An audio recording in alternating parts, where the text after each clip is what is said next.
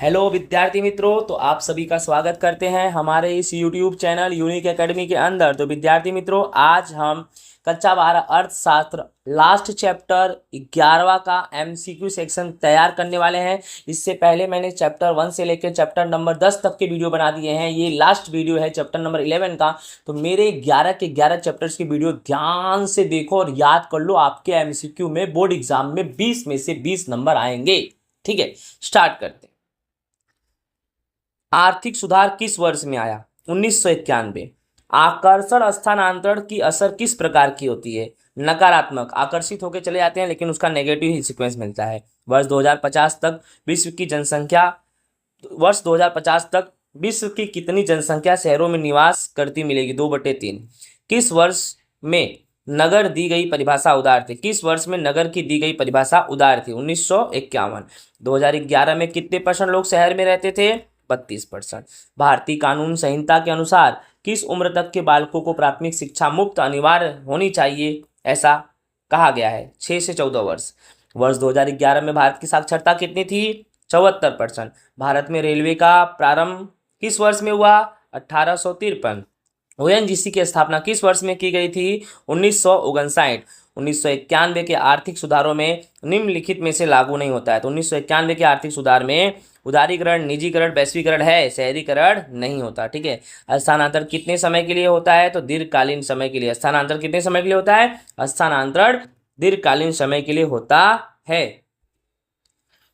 स्थानांतरण के मुख्य कितने प्रकार है? तो स्थानांतरण के मुख्य 2 प्रकार है। ठीक है। गुजरात में से महाराष्ट्र में अगर स्थानांतरण होता है तो आंतरिक बोलेंगे, क्योंकि देश के अंदर हो रहा है। ठीक है।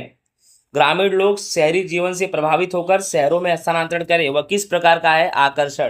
फिर कहने का मतलब भाई, गांव में जो सुविधा नहीं मिल रही है, सुख सुविधा, वो शहर में मिल रही है। ठीक है। ग्राम्य समाज का आर्थिक रीति से कमजोर वर्ग शहरों में अनिवार्य रूप से आता है, वह स्थानांतरण बोलते हैं अपाकर्षण। आर्थिक रीति से कमजोर, ठीक है, यानी कमाने उमाने के लिए ही आ रहे हैं। ऐसा नहीं कि कोई घूमना उमना है, थिएटर वेटर में मूवी देखने जाएंगे, ऐसा नहीं है। यानी कहने का मतलब मजबूरी है। ठीक है, अपाकर्षण बोलेंगे उसको। स्त्रियों के विवाह से होने वाला स्थानांतरण, ये तो सामाजिक है। ठीक है। ग्राम्य विस्तार में से शहरी विस्तार में जनसंख्या के स्थानांतरण को क्या बोलेंगे? शहरीकरण। गांव में से जनसंख्या शहरों में निवास करेगी, उसे शहरीकरण कहेंगे। किस वर्ष में शहरीकरण की परिभाषा चुस्त थी? 1961। भारत में शहर में कम से कम कितनी जनसंख्या होनी चाहिए? 5000। शहर के कितने % कार्यशील पुरुष बिन कृषि क्षेत्र से रोजगार प्राप्त करने चाहिए? 75%। शहरों में जनसंख्या का घनत्व प्रति वर्ग किलोमीटर कितना होता है? 400। वर्ष 2011 में शहरी जनसंख्या का प्रमाण कितना था? तो 31.16%। विश्व में सबसे अधिक शहरीकरण किस देश के बाद भारत में शहरीकरण हो रहा है? विश्व में सबसे अधिक शहरीकरण किस देश के बाद भारत में शहरीकरण हो रहा है? तो चीन। कितने लाख से अधिक जनसंख्या शहरों में नए उद्योगों की स्थापना पर नियंत्रण रखा गया है? तो 10 लाख। वर्ष 2013-14 में भारत में प्राथमिक स्कूलों की संख्या कितनी थी? तो 1.4 मिलियन। वर्ष 2013-14 में प्राथमिक स्कूलों में शिक्षकों की संख्या कितनी थी? 7.7 मिलियन। वर्ष 2013-14 में प्राथमिक शिक्षण को कितने विद्यार्थियों पर शिक्षक था? तो 46%। 1981 में भारत में साक्षरता का प्रमाण कितना था? 43.57%। 2011 में गुजरात में साक्षरता का प्रमाण कितने प्रतिशत था? 79.31%। 1951 में भारत के लोगों की औसत आयु कितने वर्ष थी? 32 वर्ष। 2011 में भारत की औसत आयु कितनी थी? भारत की, भार नहीं बेटा, यहाँ आएगा भारत। ठीक है। तो 2011 में भारत की औसत आयु कितनी थी? 63.5। वर्ष 2012 में भारत में बाल मृत्यु दर का प्रमाण कितना था? 44। विश्व बैंक रिपोर्ट के अनुसार भारत सरकार कुल खर्च का कितने % आरोग्य के पीछे खर्च करती है? तो 4.4। विश्व में सबसे अधिक बिजली उत्पन्न करने वाला देशों में भारत का स्थान बताओ? 7वां। वर्ष 2012-13 में थर्मल पावर द्वारा कितने % हाइड्रो पावर बिजली का उत्पादन होता था? 70%। वर्ष 2012-13 में कृषि में बिजली का कितना उपयोग होता था? 18%। भारत में रेलवे की शुरुआत कब हुई? 1853। भारत में सबसे बड़ा सार्वजनिक साहस कौन है? तो रेलवे। भारत में रेलवे कितने लाख लोगों को रोजगार देती है? 14 लाख। भारत में तेल यानी पेट्रोलियम का भंडार कहाँ से मिला? आसाम से। ONGC की स्थापना कब हुई? 1959 में। पेट्रोलियम के विश्व के जत्थे में भारत कितने % हिस्सा रखता है? 0.4%। भारत का गैस कुल जत्था वर्तमान में विश्व के गैस के कुल जत्थे में कितने % हिस्सा रखता है? 0.5%। तो विद्यार्थी मित्रों, इस तरह से हमारा चैप्टर नंबर 11 भी क्या होता है?